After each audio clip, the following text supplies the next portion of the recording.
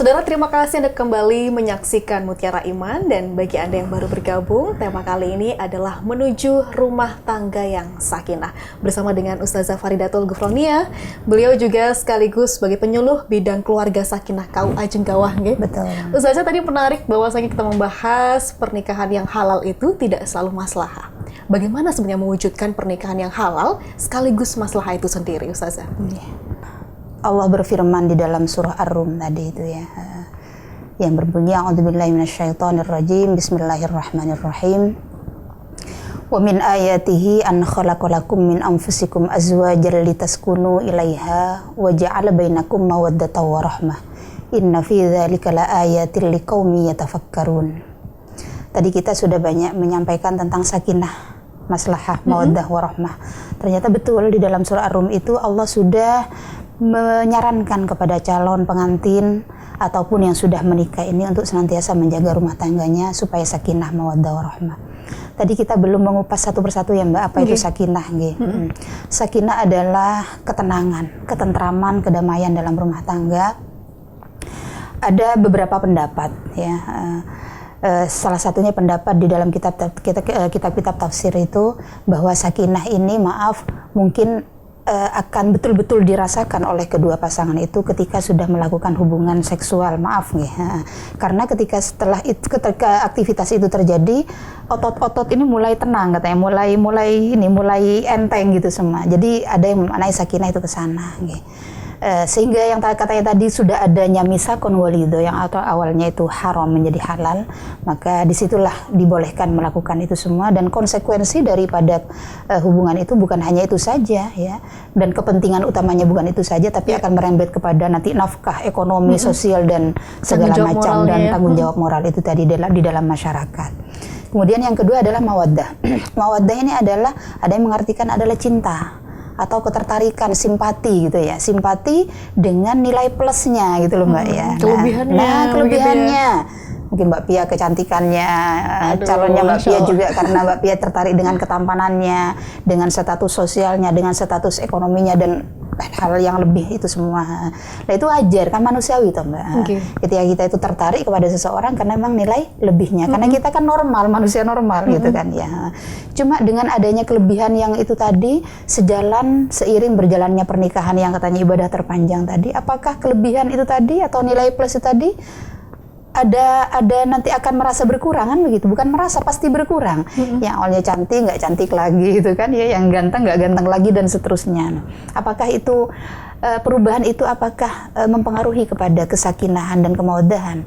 Kalau memang tujuannya adalah ibadah kepada Allah, yang mana setiap sendi kehidupan rumah tangga itu memang sudah berdasarkan iman dan takwa kepada Allah, dengan berkurangnya kelebihan itu tadi, nilai plus itu tadi, tidak akan mempengaruhi kepada kemurnian pernikahan itu tadi. Misakon walido tidak akan mempengaruhi begitu.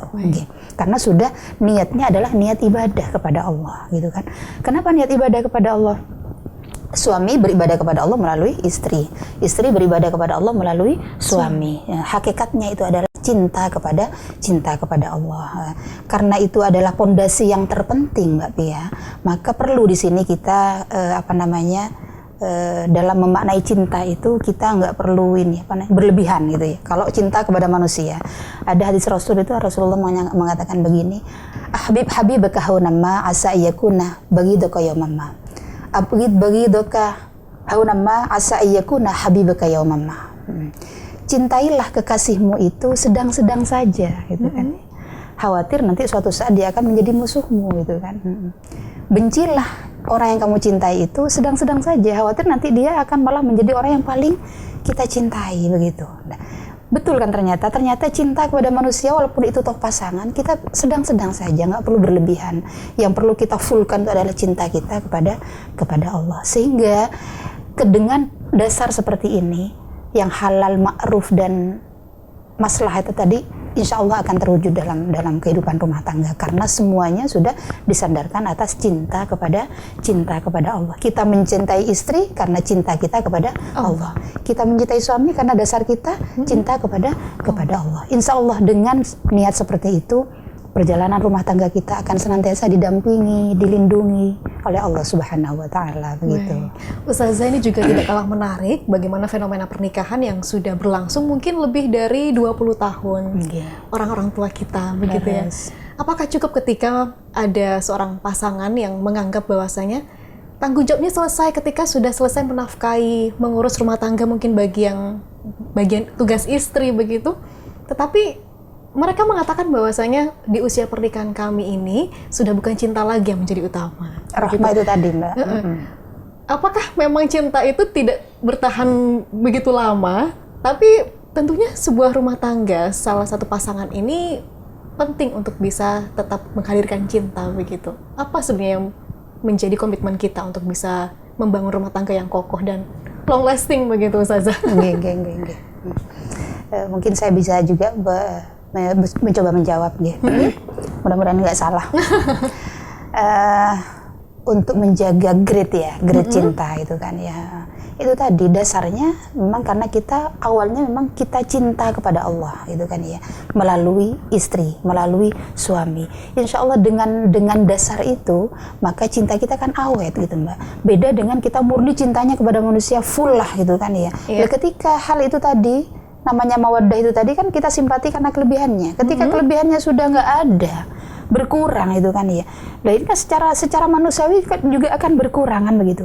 Tapi kalau dasar utamanya adalah cinta kepada Allah, walaupun toh itu yang dulunya cantik, yang dulunya cakep, yang punya status sosial dan ekonominya ini, karena hakikatnya kita berbicara hakikatnya kita cinta bukan kepada seorang manusia, tapi hakikatnya kita cinta kepada Allah. Insya Allah akan Allah jaga cinta kita kepada pasangan kita karena dasarnya sudah cinta kita kepada Allah. Mungkin begitu Mbak Pia. Dan tentu kita maknai bahwasanya hal itu menjadi ibadah kita masing-masing begitu, betul, iya. Mungkin yang ditakuti oleh generasi muda saat ini tentang pernikahan adalah bagaimana budaya patriarki yang masih banyak sekali terjadi di pasangan-pasangan yang sudah menikah ataupun fenomena permasalahan seperti perselingkuhan dan lain sebagainya menakutkan begitu ya Ustazah ya. Tapi dengan kita memahami nilai Islam tadi, hal itu tentunya tidak akan terjadi sesuai dengan komitmen kita.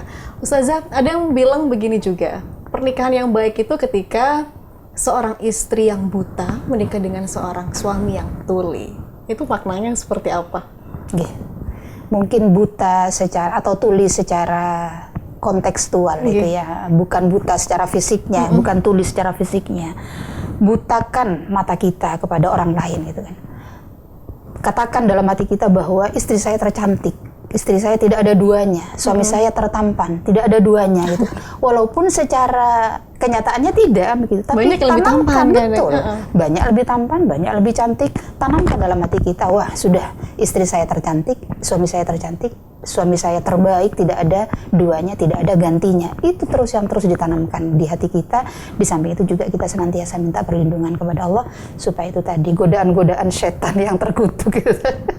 Karena memang orang ibadah kan nggak lepas dari godaan. Ujian tentunya.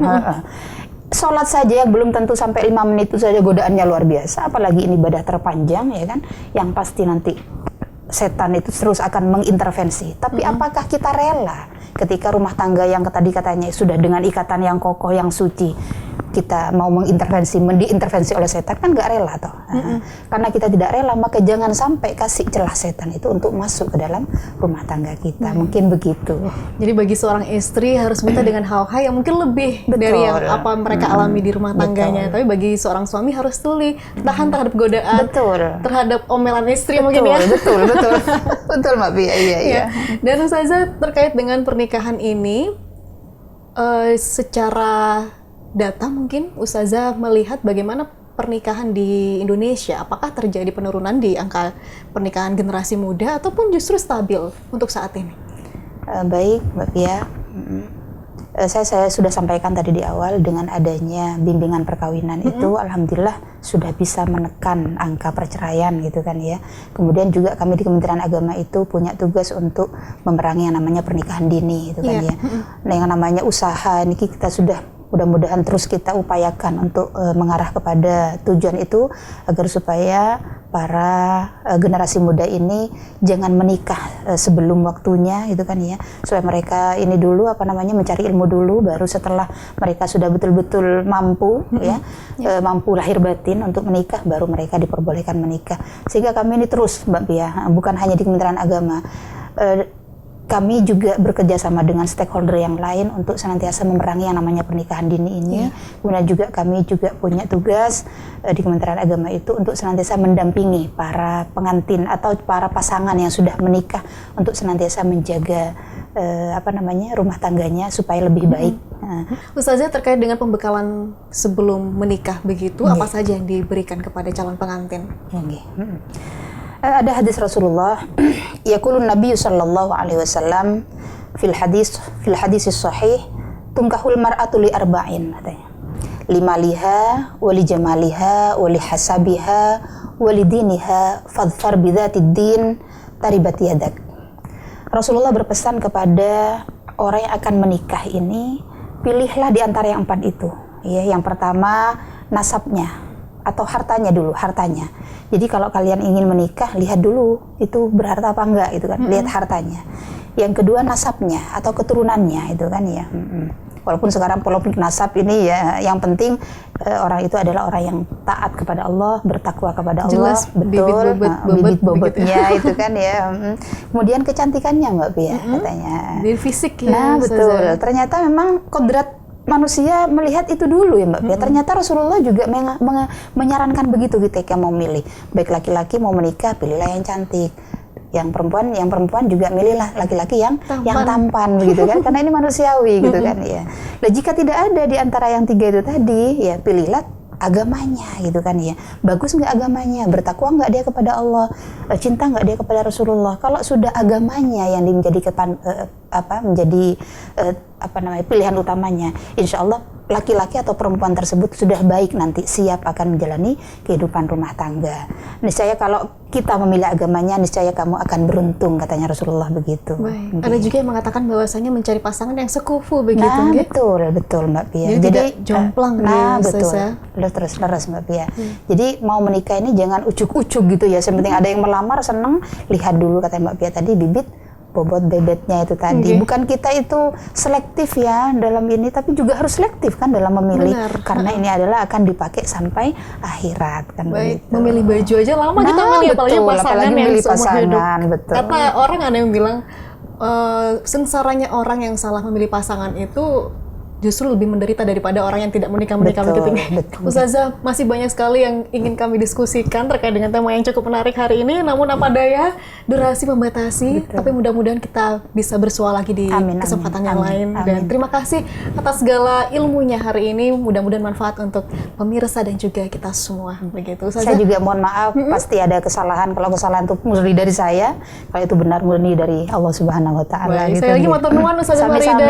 Sami-sami Mbak Pia. Dan saudara, itu tadi perbincangan kami dalam episode Mutiara Iman kali ini. Mudah-mudahan membawa manfaat luar biasa untuk kita dan menambah ketaatan kita kepada Allah Subhanahu wa taala. Akhirnya saya Pia Mediana pamit undur diri. Wassalamualaikum warahmatullahi wabarakatuh.